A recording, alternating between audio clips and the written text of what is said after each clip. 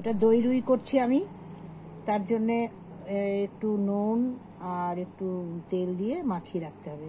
আমি একটু হলুদ দিয়েছি সামান্য, কিন্তু হলুদ লাগবে না দই রুইয়ে। আর এটা মশলা, এটা হচ্ছে রসুন, এটা পেঁয়াজ, এটা লঙ্কা, এটা আদা, আর এটা জিরে বাটা। আর এই পেঁয়াজটা তেলে পড়বে, এই দইটা লাগবে। এইটা যাবে জিরে, গরম মশলা, তেজপাতা, এটা যাবে। হ্যালো, তেলটা দিয়ে দিলাম, হয়ে গেছে। আমি এবার ফোড়ন দিচ্ছি, তেজপাতা, গরম মশলা, জিরে, দালচিনি, লবঙ্গ, জিরেটা দিয়ে দিলাম। গন্ধটা বেরিয়ে গেলে পেঁয়াজটা ছেড়ে দেবেন। ঠিক আছে, এবারে মশলা থাকবে।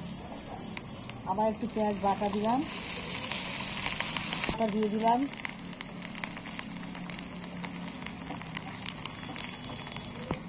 লঙ্কা দিয়ে দিলাম, একটু জিরে দিলাম, জিরে অল্প, মাছ অনুযায়ী একটু কম দিলেই হবে। আর একটু আদাটা দিয়ে দিলাম, লাস্টে দই ফোনটা দিয়ে দিলাম। হলুদটা লাগবে না, দই রুইয়েতে হলুদ লাগে না।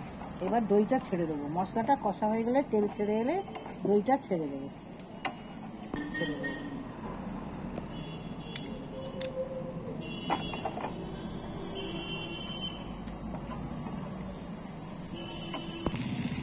স্বাদ অনুযায়ী একটু মিষ্টি দেবো।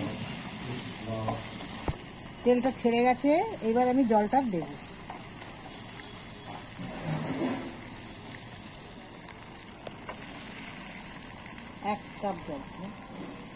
এক কাপ জল দেবেন, মাছ হিসেবে জলটা দেবেন।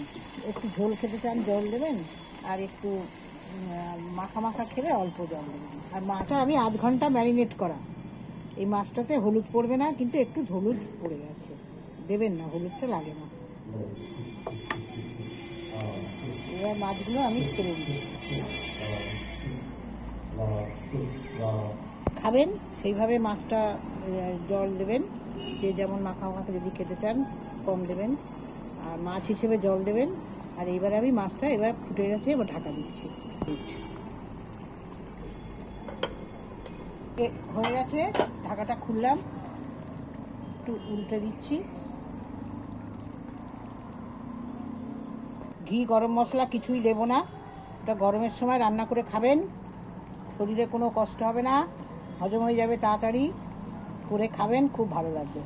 হয়ে গেছে, এবার আমি কিছুই দিতে লাগবে না, যদি পারেন একটু কারি পাতা দিয়ে নামাবেন, খুব ভালো লাগবে খেতে, সুন্দর লাগবে। রাখলাম, খেয়ে দেখবেন, জানাবেন কেমন হয়েছে, বলবেন। টাটা।